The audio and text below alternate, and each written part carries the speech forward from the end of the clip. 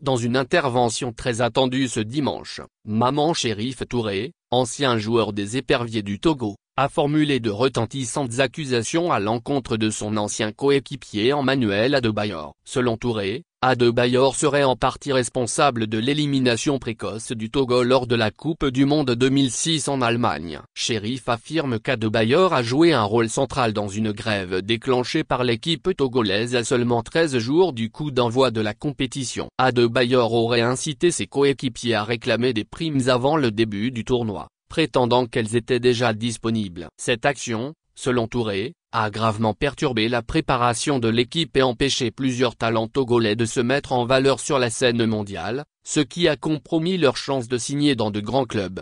Pour clarifier la situation, Touré dit avoir contacté l'ancien entraîneur des Éperviers, le feu Stéphane Keshi, bien que ce dernier n'était plus en poste lors du mondial 2006. Keshi lui aurait expliqué que, généralement, les primes ne sont versées qu'après la compétition et que les autorités togolaises auraient dû anticiper en avançant les fonds nécessaires pour motiver les joueurs.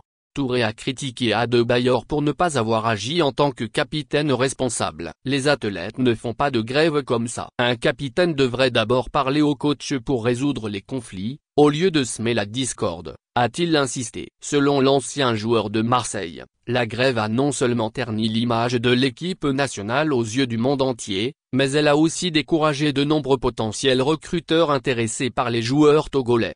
Lors de la grève, l'équipe a attiré l'attention de nombreux journalistes. Les journalistes étaient présents, on aurait dit que nous avions déjà gagné la Coupe du Monde, a raconté Touré en riant. Il ajoute que la situation a attiré l'attention des médias, et que l'interview accordée par Adebayor, bien qu'il soit l'instigateur de la grève, a été particulièrement dommageable. Chérif Touré rapporte que Cheikh se serait désolidarisé de ses coéquipiers en déclarant qu'il n'avait pas besoin des primes, car il gagnait déjà bien sa vie à Arsenal, laissant entendre que seuls les joueurs sans club avaient besoin de cet argent. En tout cas, le message est passé, mais rien n'est sûr que cette sortie va calmer les ardeurs de l'ancienne star de Manchester City.